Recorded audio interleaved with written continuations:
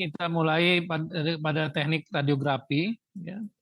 Nanti kita pesawatnya sebetulnya banyak, pesawatnya macam-macam, tapi sebetulnya teknik radiografi itu intinya adalah satu ya. X-ray itu hanya dipakai pada teknik radiografi maupun juga teknik fluoroskopi. Itu untuk kalau alat itu digunakan untuk diagnostik. Tapi kalau alat satu lagi adalah untuk terapi, ya, untuk terapi.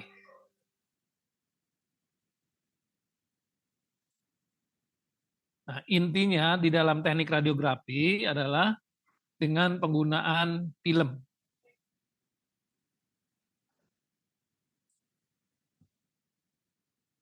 Dengan penggunaan film. Ya.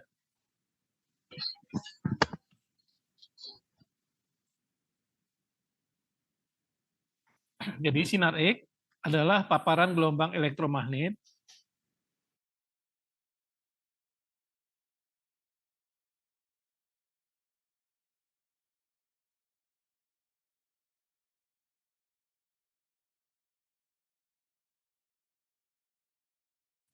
yang sejenis dengan gelombang ultraviolet semester kemarin.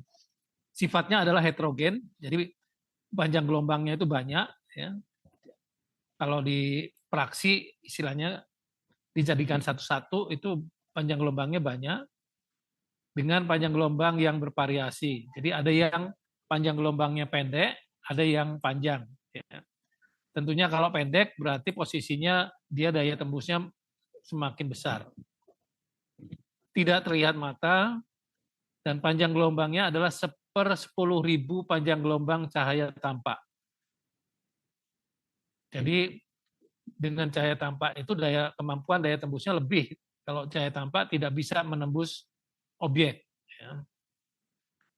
Panjang gelombang yang digunakan dalam kedokteran adalah sekitar setengah Armstrong maupun sampai 0,125 Armstrong.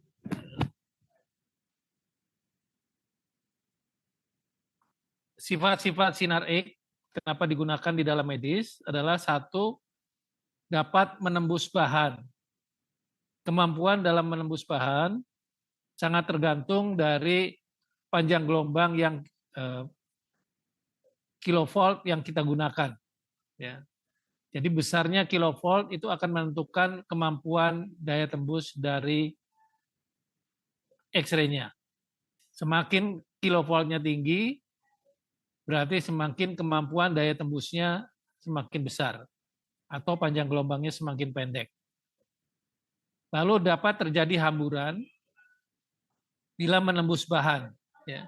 Jadi kalau setelah menembus bahan akan terhambur, artinya akan menyimpang dari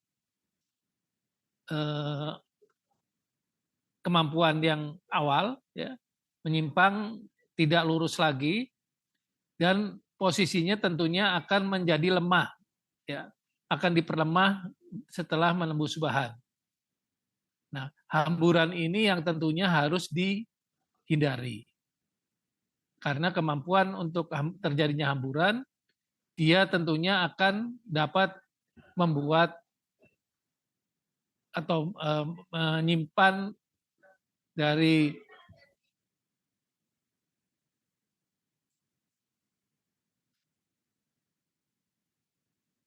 menjadi efek biologik pada objek yang dikenai karena kemampuan tidak menembus dari bahan.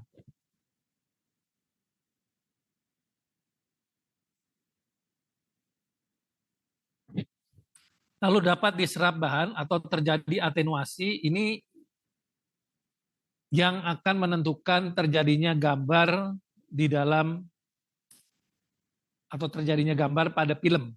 Ya. Terjadinya gambar pada film. Dapat terjadi efek luminesensi. Ya. Ini adalah efek untuk terjadinya sinar tampak atau perubahan ke sinar tampak pada kristal tertentu. Ini yang akan menentukan nanti dalam penggunaan efek dari fluoroskopi. penggunaan dari fosfor ataupun juga fluoresen itu akan merubah radiasi menjadi sinar tampak. Walaupun dalam screen itu sinar tampak yang terjadi sangat kecil, ya, sangat kecil, dan tentunya akan sekarang tidak boleh lagi penggunaan screen itu. Sekarang dirubah dengan penggunaan CCTV, ya, dengan penggunaan CCTV.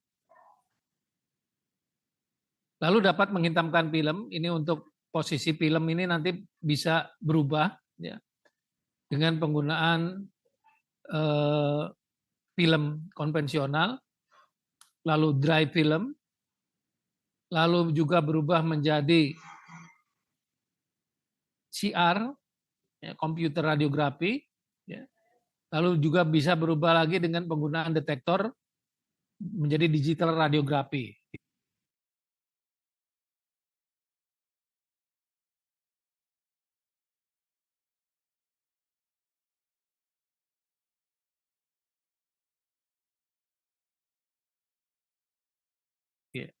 Dengan penggunaan tentunya akan berbeda di dalam proses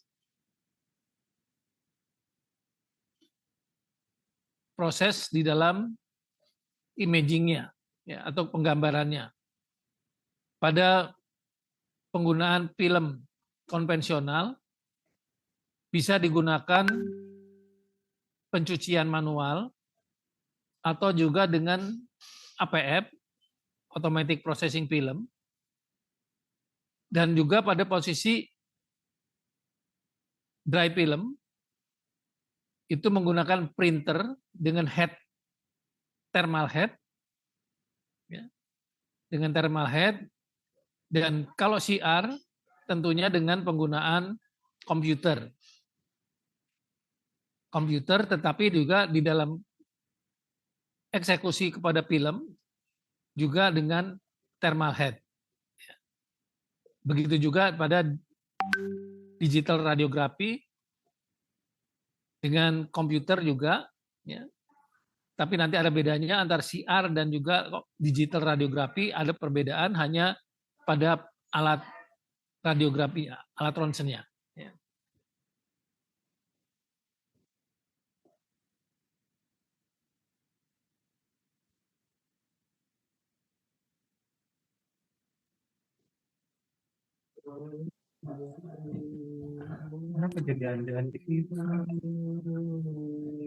Lalu dapat menyebabkan terjadinya efek biologi. Ini kalau terjadi akibat hamburan lebih banyak, ya. Akibat hamburan karena mempunyai daya tembus yang rendah, yang akan menjadi masalah kepada objek yang atau pada manusia, ya, tentunya akibat dari terjadinya efek biologi tadi.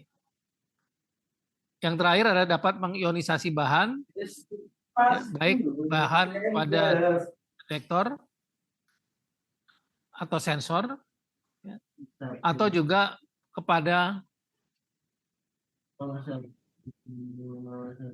ionisasi kepada objek manusianya, ya. Yang tentunya akibat ionisasi ini akan bisa misalkan perubahan kepada DNA, ya, ataupun yang lain.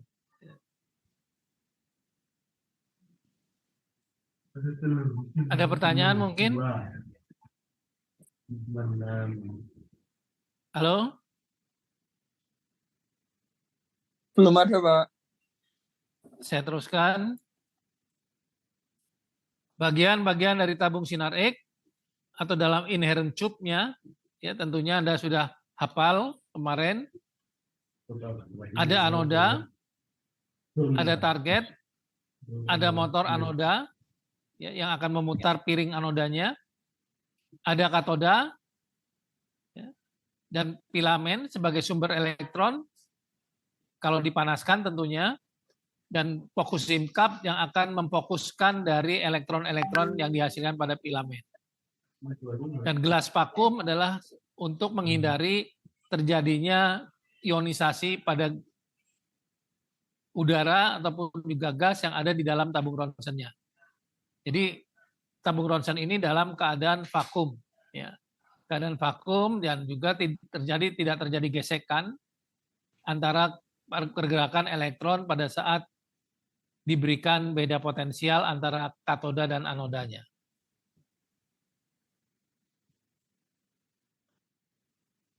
Syarat terjadinya sinar X itu adalah ada sumber elektron, ya, di mana katoda menghasilkan elektron pada bagian filamen, ada beda potensial, ya, ada beda potensial antara anoda dan katoda, lalu ada target di anoda sebagai tempat tumbukan elektron, dan ada lintasan bebas di dalam tabung yang dalam keadaan vakum. Ya. Di gambar ini kita terlihat ini ada inherent tube, yang bagian luar adalah bagian selubung tabung, yang fungsinya tentunya adalah agar X-ray tidak kemana-mana, tidak memancar kemana-mana. Memancarnya hanya pada bagian window-nya. Ya. Hanya pada bagian window, di mana window itu walaupun dia ada inherent filternya, tetapi untuk mengeluarkan radiasi, ya, otomatis karena ada inherent filter akan menghasilkan radiasi yang mempunyai kualitas yang baik, ya, atau kemampuan daya tembus yang besar.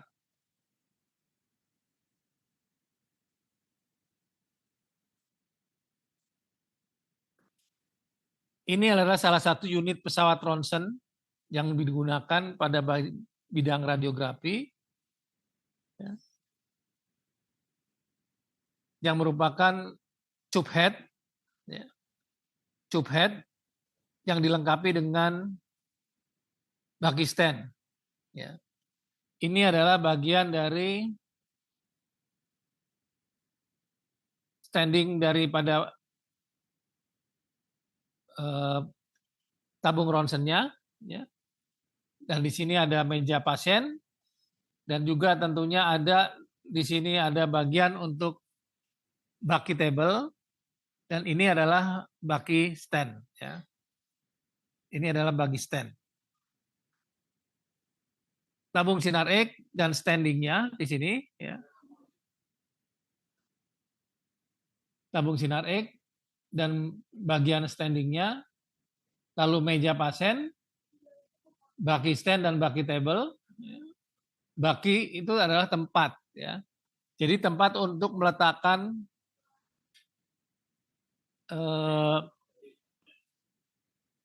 kaset film, ya, kaset yang berisi film tentunya. Bisa merupakan bucky table maupun bisa merupakan bucky stand. Dan di sini adalah ruangan treatment, ya. Di mana ruangan treatment di dalam ini harus ada ruangan treatment yang memenuhi persyaratan dari Bapeten, ya. Yang memenuhi persyaratan dari Bapeten. Persyaratannya apa? Otomatis kemampuan dari radiasi X-ray yang menembus, ya, tidak boleh menembus atau di bagian luarnya tidak boleh ada radiasi, ya, yang tembus. Ya. Pada umumnya dipasang lapisan, ya, tembok dilapisi dengan timah hitam setebal, ya, setebal antara 2 sampai 3 mm. Tinggal tergantung dari kemampuan alat ronsennya. Dan umumnya tidak dipasang dengan ketinggian keseluruhan. Kalau di luarnya memang bukan merupakan daerah publik, dipasang sekitar 2,5 meter. Ya. Atau mungkin kalau dipasang sampai 3 meter langsung, yang umumnya ketinggian plafon itu sekitar 3 meter, itu dipasang. Nah, kalau di luar, di atasnya ada ruangan lain, umumnya di bagian atas plafon itu juga akan dipasang LED, ya, akan dipasang timah hitam, ya. Dan pemasangan timah hitam di sana karena dia biasanya lentur, paku yang dipasang itu harus ditutup kembali, ya. Karena nanti paku itu bisa ditembus oleh alat sinar X. Ya.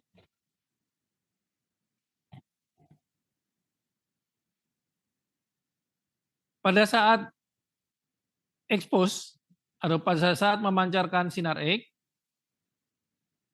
alat ronsen tadi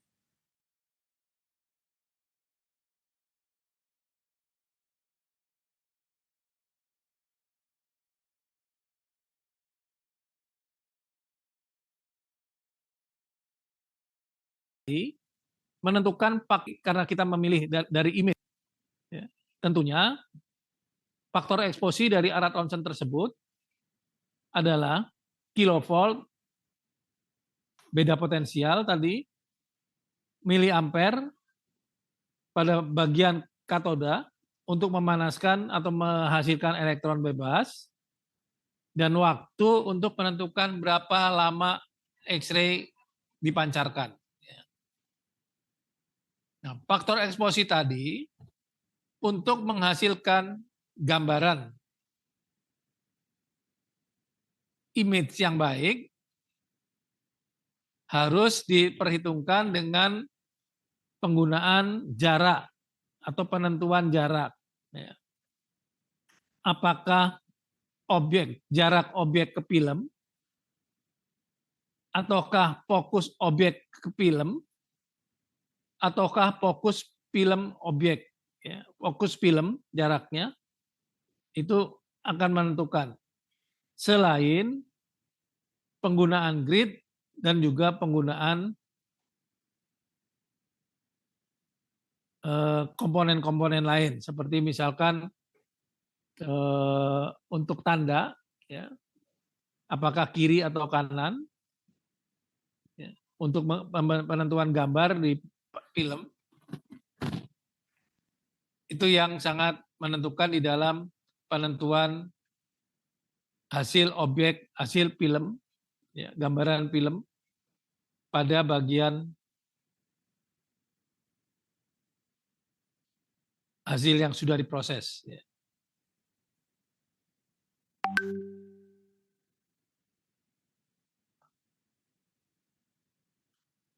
Perlengkapan untuk membuat suatu radiogram adalah alat ronsennya itu sendiri tentunya, lalu film ronsen, apakah nanti film ronsen konvensional ataukah imaging plate pada CR, ya. Intensifying screen, ini adalah gambaran yang akan menghasilkan cahaya tampak untuk menambah pencahayaan pada film. Kaset, ya, film ronsen dan image intensifying screen itu berada di dalam kaset. Ya. Lalu tentunya grid untuk meluruskan sinar yang datang. Dan perlengkapan penunjang lainnya adalah alat fiksasi, alat proteksi radiasi, ataupun marker.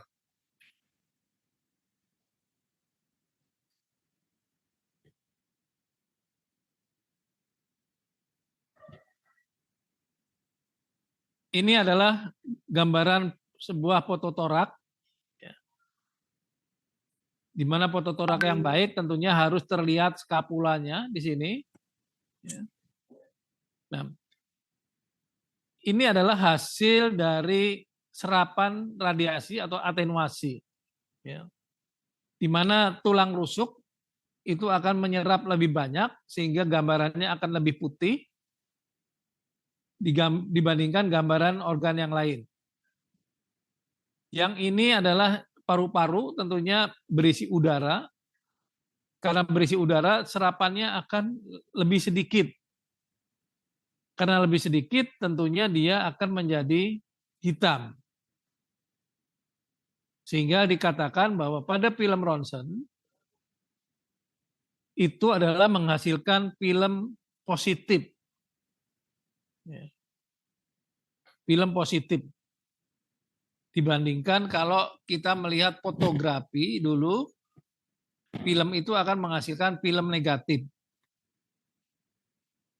Di mana artinya kalau film negatif yang seharusnya hitam seperti rambut misalkan itu akan menjadi putih dan yang putih akan menjadi hitam. Kebalikan dari foto torak atau foto ronsen, ya, di mana dia merupakan gambaran positif. Sampai sini ada pertanyaan mungkin? Silakan. Halo? Tidak ada, Pak. Terus? Oke, saya teruskan ya. Ini adalah proses radiografi, ya. Di mana proses radiografi ini adalah gambaran dari radiasi yang memancarkan radiasi sinar X, ya seperti ini. Radiasi sinar X memancarkan, kalau ini adalah pada kaset, ya. Ada kaca PB dan PB di sini yang merubah menjadi cahaya, ya. Dan ini adalah pada bagian monitor komputer, ya, menggunakan kamera digital. Ya. Kalau yang ini adalah tentunya menggunakan film ronsen. Ya. Di sini akan dihasilkan suatu gambaran image, ya, atau gambaran laten yang nanti sudah bisa diproses dengan suatu baik proses manual ataupun proses otomatis di dalam suatu kamar gelap yang akan berubah menjadi image pada bagian filmnya. Penggunaan kamar gelap tentunya dengan menggunakan pada cairan manual ataupun juga cairan otomatis itu menggunakan cairan developer maupun juga fixer.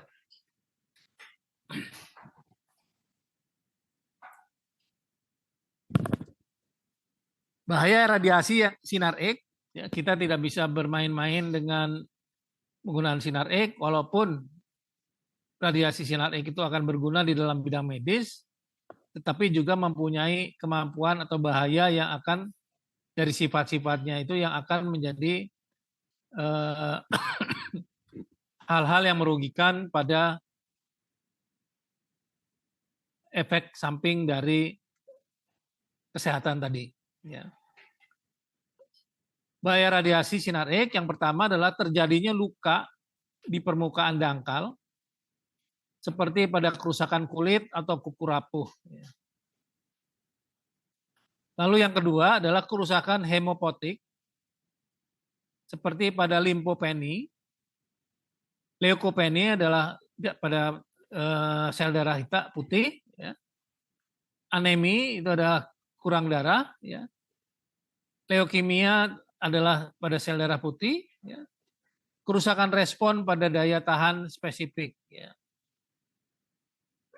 Ini akan terjadi kerusakan respon kemampuan daya tahan pada tubuh. Ya. Lalu yang ketiga adalah induksi keganasan. Atau artinya bisa menghasilkan seperti tumor maupun kanker. Ya, kalau terlalu banyak dosis yang terserap. Lalu yang keempat adalah berkurangnya kemungkinan hidup.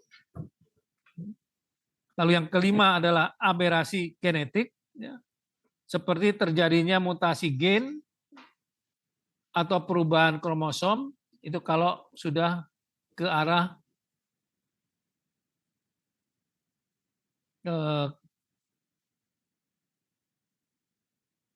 ionisasi, ya. Kalau terjadi ionisasi ada kerusakan aberasi genetik seperti mutasi gen tadi adalah kerusakan pada bagian DNA-nya,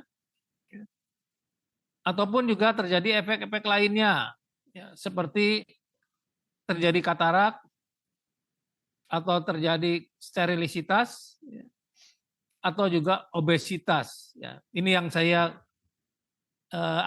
tapi karena di dalam literaturnya obesitas, kegemukan itu bisa masuk di dalam efek-efek radiasi sinar X, ini tetap saya masukkan. Ya.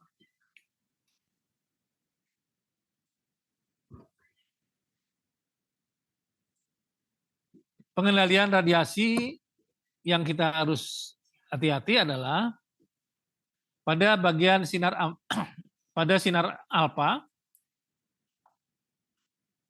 bermuatan 2, kita harus mengatur jarak, ya. Karena dengan kertas atau kardus itu sudah bisa kita hindari, ya. Karena dia tidak bisa menembus dengan jarak karena bermuatan, dia kemampuan bergeraknya lambat. Sinar beta bermuatan -1, ya. Kita harus menggunakan jarak ataupun tabir, ya. Dengan tabir 1-2 mm aluminium sudah bisa aman. Ya. Sedangkan sinar gamma atau sinar X itu harus kita mengatur jarak menggunakan tabir dengan timah hitam ataupun juga mengatur waktu secepatnya. Ya.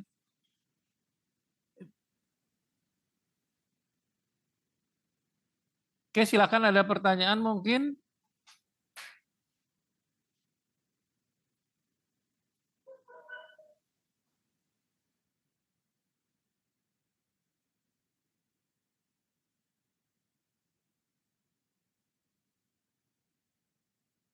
Ini nyompong berundung-undung.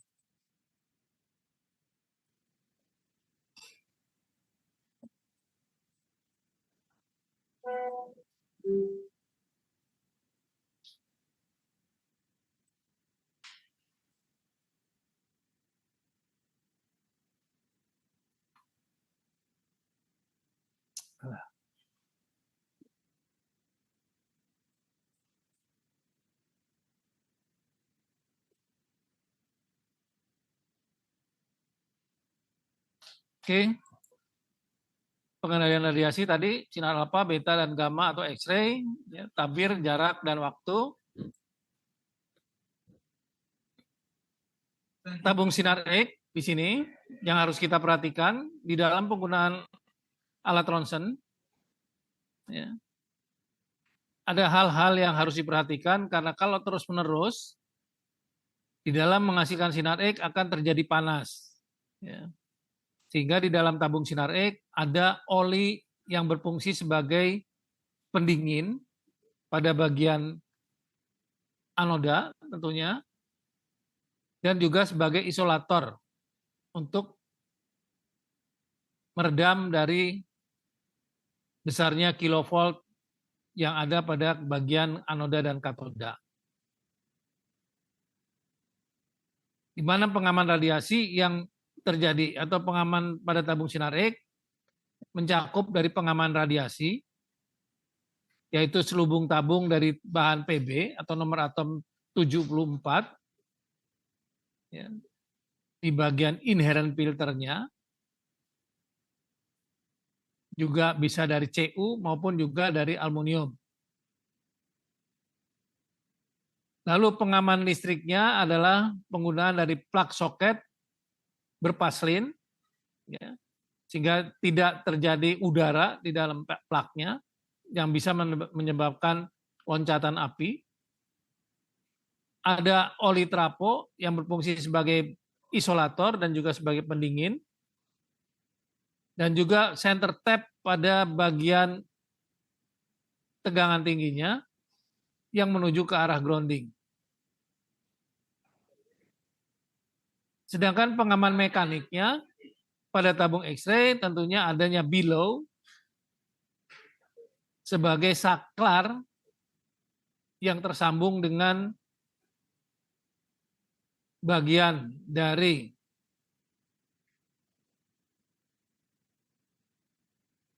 pengaman yang akan bekerja secara otomatis untuk mencegah bertambahnya panas. Lalu packing dan seal, dan bagian sensor pada anoda putar. Yang maksudnya adalah kalau anodanya tidak berputar, tidak terjadi tumbukan elektron terhadap target yang akan membuat kerusakan atau pecahnya pada piring anoda.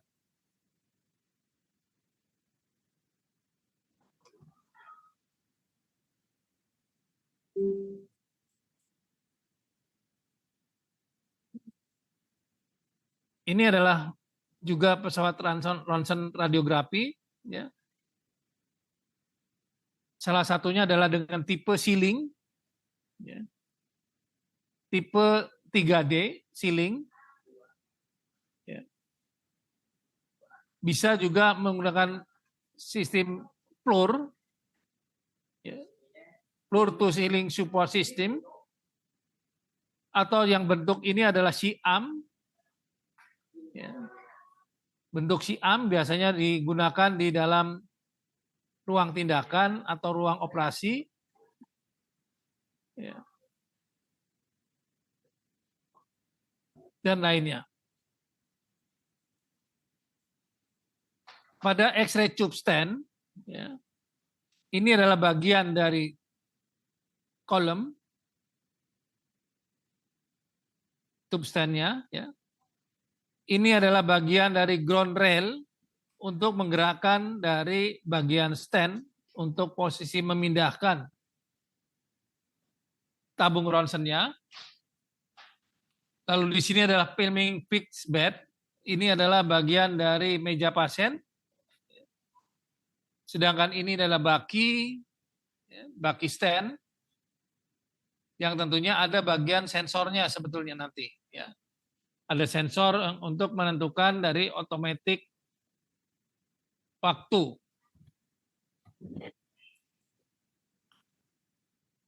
Ini bagian pergerakan-pergerakan pada tube stand. Ini bagian ini bisa digerakkan, ya, dan tube-nya bisa diputar secara rotasi. Ini bisa diputar bagian kolomnya, stand-nya. Ini bagian dari tube-nya atau juga bagian dari kolimatornya bisa diputar ke kiri dan ke kanan. Ini bisa dinaik turunkan dan juga bisa digeser. Ya. Pada bagian relnya. X-ray sealing yang tadi saya katakan 3D, 3 dimensi ini adalah bisa bergerak. Ya. Ini relnya bisa mengikuti translasi maupun juga bisa posisi pada bagian vertikal atau 3D-nya. Ya. Artinya bahwa alat ronsennya akan atau relnya akan dipasang di plafon. Ya. Akan dipasang di plafon. Dan posisinya karena dia bisa diputar, dia juga bisa digunakan untuk ke arah ceiling, kepada arah baki, ya. Ke arah baki.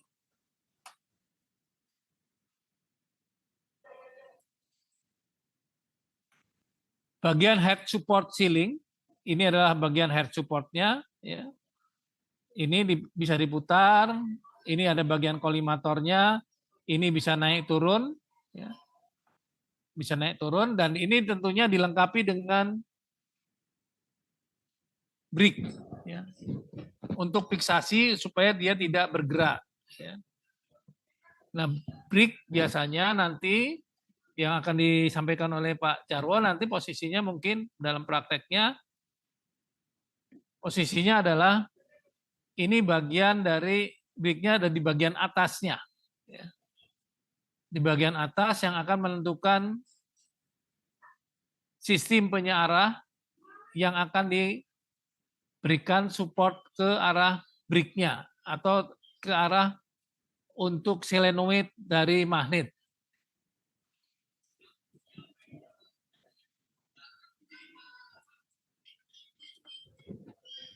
Oke, ada pertanyaan sebelum saya lanjutkan ke film? Silakan. Halo.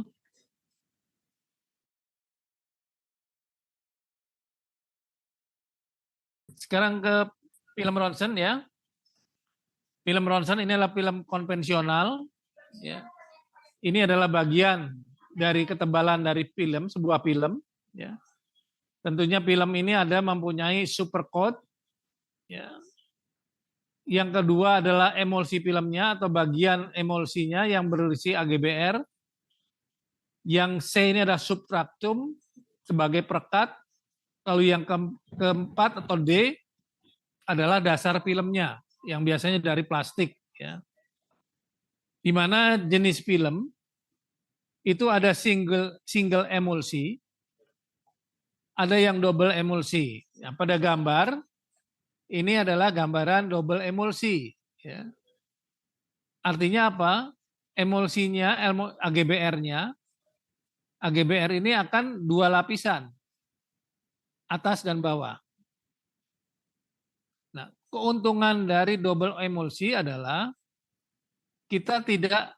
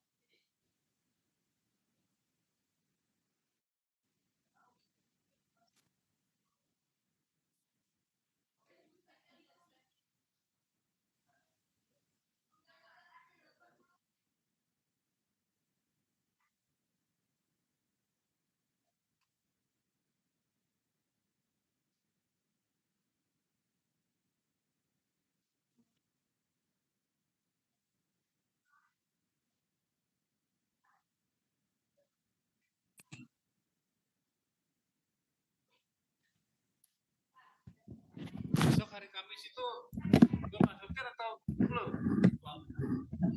Yang materinya di Seattle atau luar dia?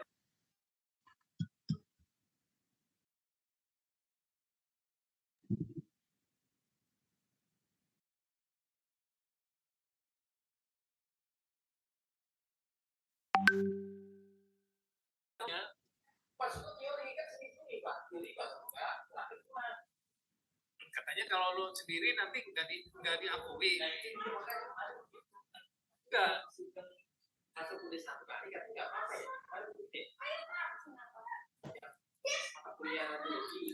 Kemarin satunya kan udah. Oh yang itu. Enggak sama saya.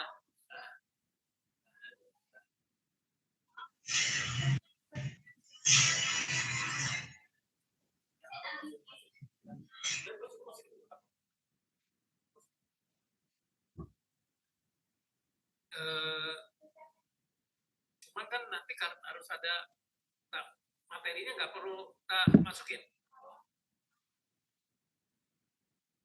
Ya, kan ada materi di praktek ya, nggak perlu dimasukin, nanti sampaikan di kelas aja. Cuman artinya cuman alamat apa istilahnya di siatonya ya kita masukin itu nama 2 sudah kalau gitu. Jadi istilahnya materi kan tetap di apa di kelas gitu kan.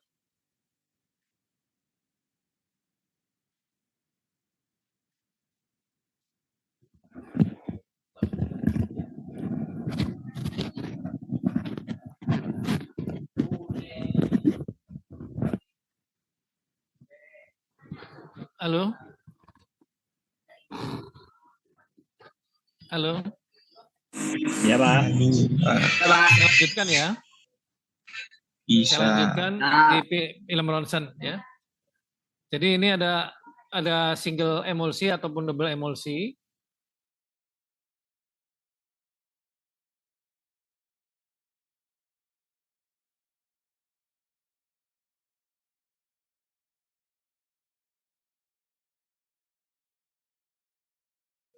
Dimana kalau double itu sudah bagian pindah. Sedangkan selanjutnya ada bagian yang sensitivitas film itu terbagi dari blue sensitive, green sensitive. Ya. Umumnya green sensitive lebih cepat dibandingkan dari blue sensitive, tetapi ada penggunaan pada blue sensitive untuk hal-hal tertentu untuk menghasilkan gambar yang juga lebih baik untuk pembacaannya. Ya. Tentunya sesuai dengan organ yang akan kita gunakan. Ya. Nah, kaset film tentunya lembarannya ada menempel pada screen yang akan menghasilkan penambahan dari cahaya untuk pencahayaan kepada film. Ya. Untuk menghasilkan gambaran image yang lebih baik. Ini digunakan atau diisi di dalam kamar gelap ya, tanpa ada cahaya. Hanya dengan shape cahaya tentunya yang aman dengan inframerah, dengan cahaya yang kecil. Tentunya kalau sudah terbiasa di dalam kamar gelap, dengan cahaya sedikit kita bisa mengetahui untuk mengisi film atau bergerak di dalam suatu untuk istilahnya bagaimana penyimpanan film di lemari kamar gelap dan lain-lain. Ya. Kalau dengan dry film tentunya tidak dengan kamar gelap karena dengan cahaya tampak dia bisa digunakan. Ya.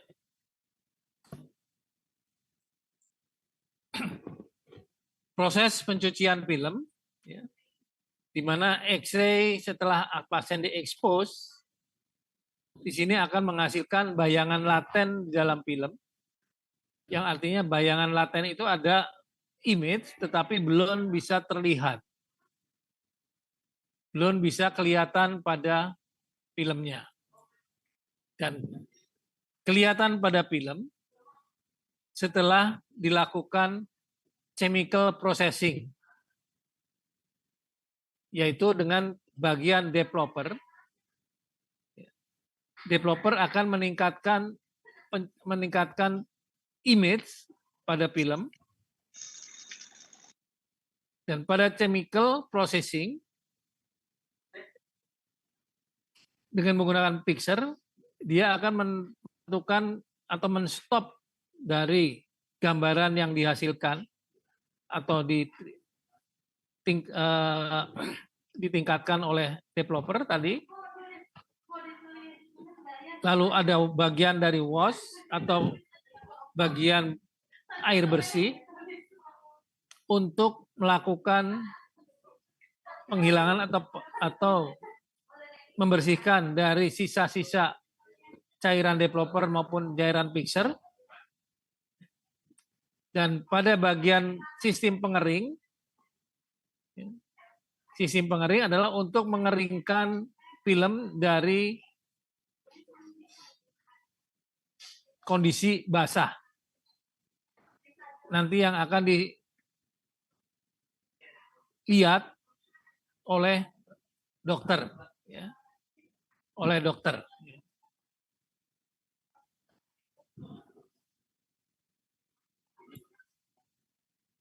Ini adalah bagian dari APF. Ya. Ini adalah bagian dari APF. Ini adalah printer. Ya. Ini adalah viewer atau yang berisi lampu penerangan untuk melihat gambaran dari radiogram. Ini adalah bagian untuk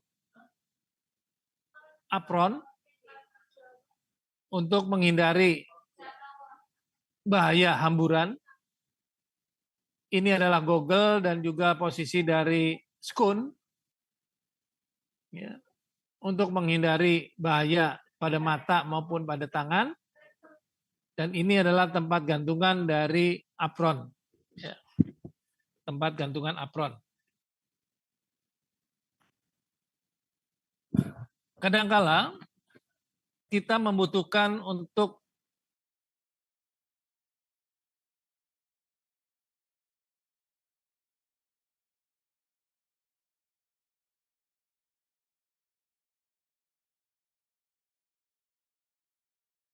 posisi, kalau misalkan kan injektor atau kan otomatis, ya. Itu biasanya menggunakan fluid injektor dan steril injektor di sini, ya, yang akan dimasukkan suatu cairan kontras, di mana kontras umumnya adalah kontras positif, di mana kalau dia akan menjadi kehitaman. Menjadi kehitaman.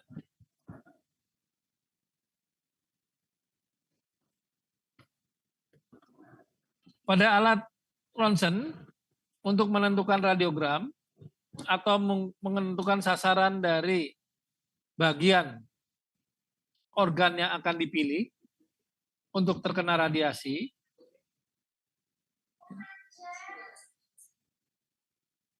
akan dibantu dengan suatu kolimator, di mana kolimator tersebut, ya, ini pada bagian kolimator di sini, di bawahnya tabung ronsen, ya, berfungsi sebagai pengatur atau membatasi luas lapangan penyinaran, di mana dia menggunakan proyeksi kaca dan filamen lampu, ya, yang menentukan besarnya luas lapangan tadi, ya, dan menentukan ketepatan bidang yang akan dipoto. Umumnya menggunakan suatu sistem otomatis menggunakan timer 1 sampai 2 menit. Tapi ada juga yang hanya menggunakan timer manual atau saklar manual untuk menyalakan lampunya.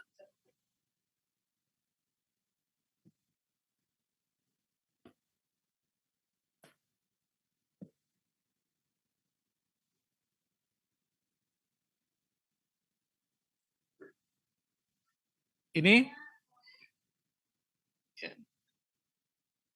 adalah bagian untuk mengatur luas lapangan atau bidang dari yang akan dipoto. Kolimatornya diatur, ya, atau bagian yang ini untuk mengatur bidang luas dari lapangan yang dipoto. Dan ini adalah tombol untuk timer, ya, untuk menyalakan lampu kolimatornya. Tombol yang digunakan untuk menyalakan lampu kolimator.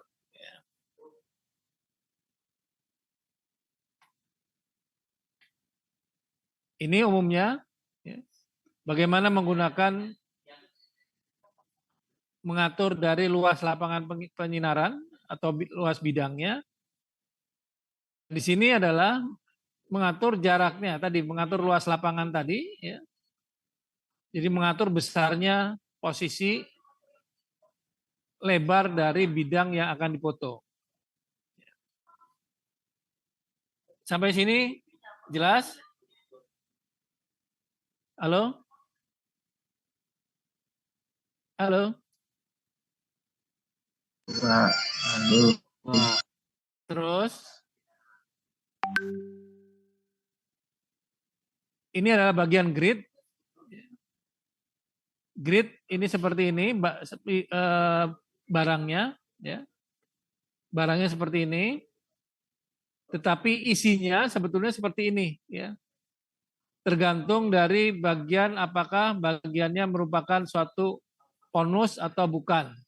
Ya, atau ini kalau ini paralel,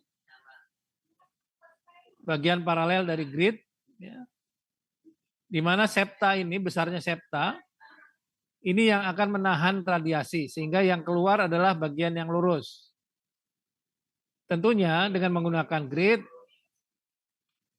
penggunaan dari faktor eksposinya tentu besar. Ya, akan lebih besar dibanding tanpa menggunakan grid.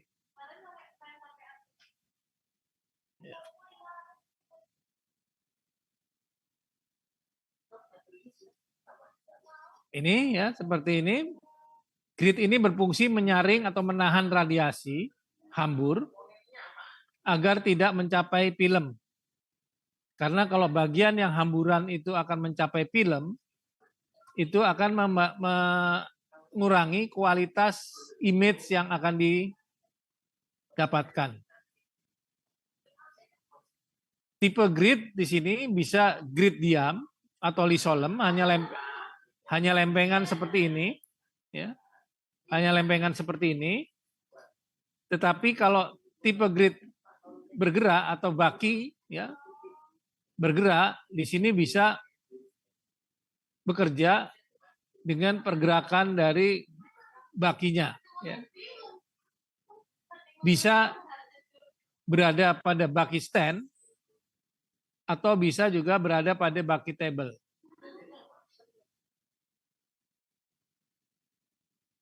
Rangkaian sederhana pembangkit sinar X, ya, kalau kemarin dibahas, yang paling penting adalah ini bagian untuk tegangan tinggi untuk menentukan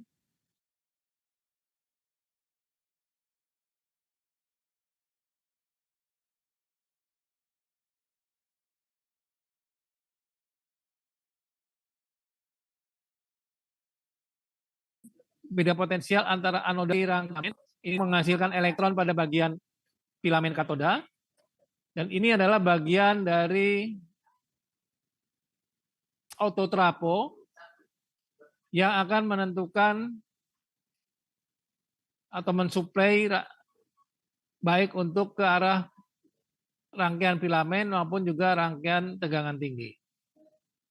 Dan yang perlu diingat adalah bahwa ini ada suatu rectifier,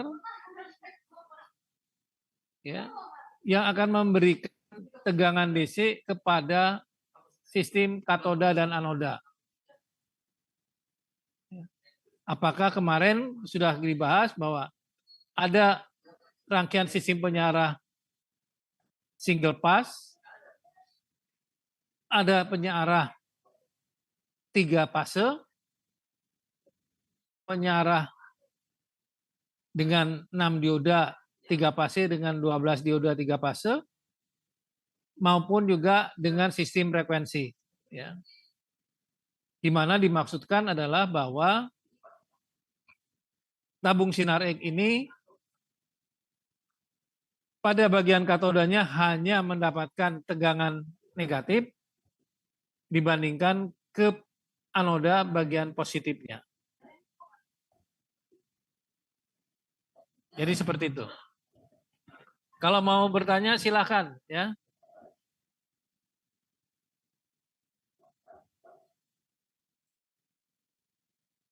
Ini adalah sistem pemeriksaan ronsen pada radiografi ya. Ini tadi sudah dikatakan bahwa ini adalah tube stand. Ini adalah sealing. Ini sistem sealing. Ini adalah untuk school unit. Sistem sealing.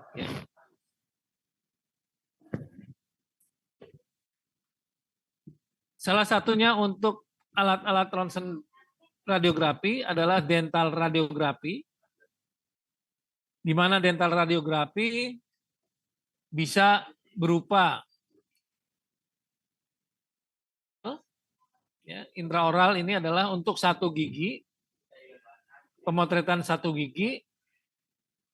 Ini adalah panoramik, pemotretan seluruh gigi dengan ini dia bergerak, memutar. Ya. Memutar sekitar 180 derajat. Secara sistem sebetulnya sama. Ya. Dalam pembangkitan sinar X-nya sama. Ya. Pada dental X-ray intraoral, jenis tabung tube head atau single tank,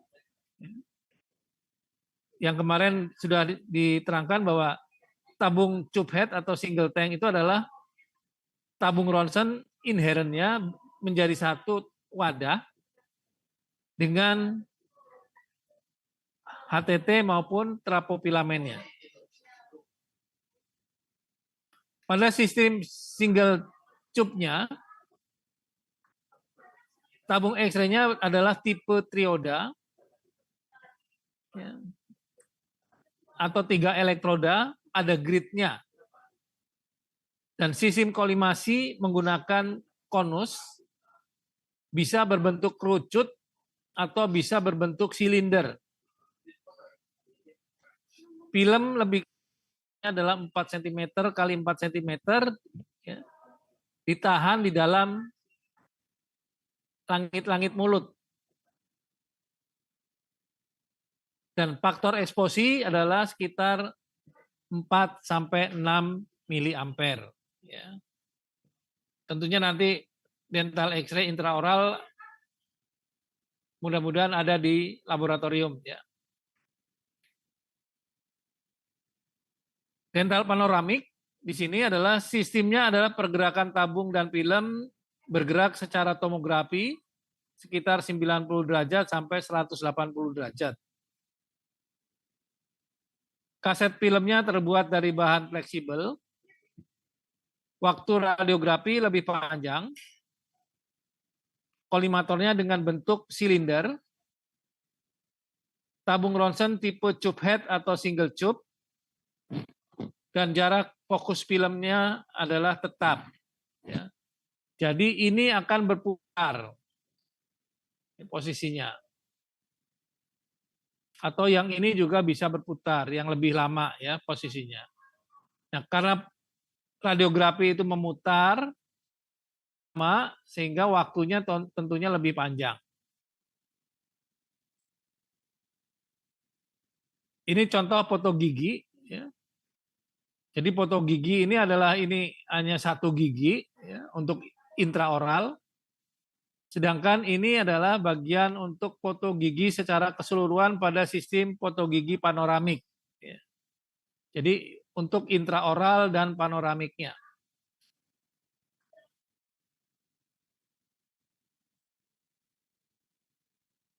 Pada pesawat mamografi, ya, di mana pesawat ini untuk memotret buah dada. Pada buah dada, ini adalah pada bagian dasar dan ini adalah bagian konusnya. Ya. Bagian konusnya, fungsinya untuk memotret buah dada. Terdapat kolimator berbentuk konus, ya. Dan tentunya bentuk konus ini akan bermacam-macam tergantung diameter dari objeknya. Dan terdapat juga alat penekan atau pressure yang buah dada tadi, sehingga dia akan lebih melebar dan lebih objeknya akan lebih terlihat. Ini adalah radiogram dari mamografi. Dan tentunya tergantung dari apakah ada massa atau tidak. Kalau ada massa ternyata akan terlihat tentunya dia akan menyerap lebih besar, lebih banyak dibandingkan dengan yang tidak ada massanya. Oke, ini adalah bentuk dari beberapa konus yang bisa dipasang, yang akan menentukan gambar-gambar dari hasil radiogram dari beberapa lebar buah dada tersebut. Oke, tentunya sampai di sini ada pertanyaan mungkin? Halo? Halo? Ada pertanyaan? Tidak ada, Pak. Cukup? Cukup.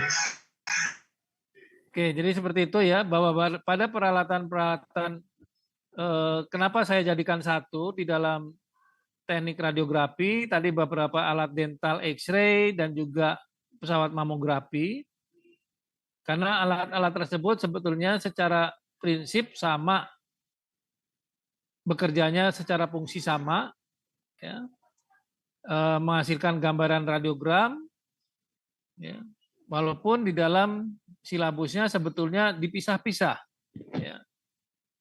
Tetapi secara faktor eksposi tentunya sama, ya.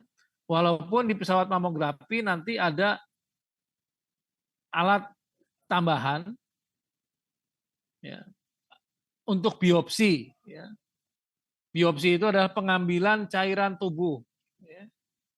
Apakah di situ mempunyai suatu kemungkinan terjadinya kanker atau tumor.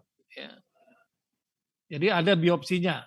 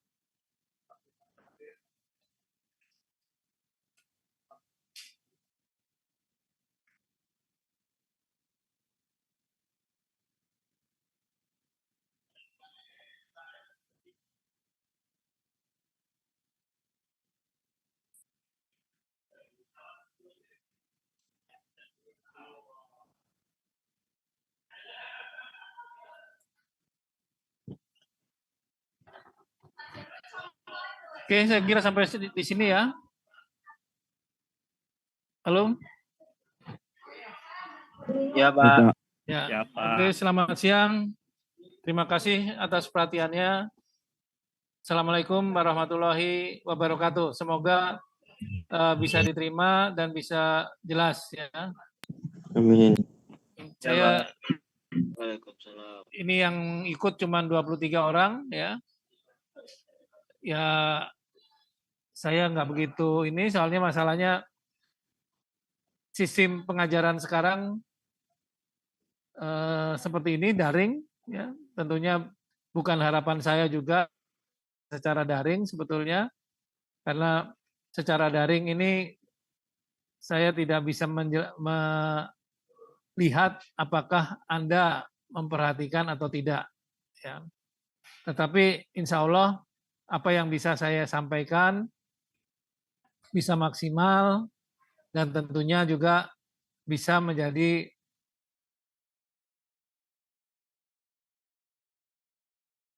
masukan Anda untuk di dalam kelulusan dari sebagai orang elektromedis ya, yang nanti tentunya akan bekerja di bidang elektromedis untuk di rumah sakit ataupun juga di pelayanan kesehatan.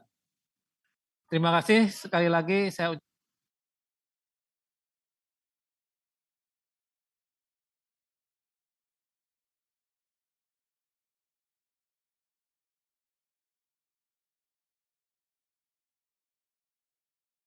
ucapkan Assalamualaikum warahmatullahi wabarakatuh.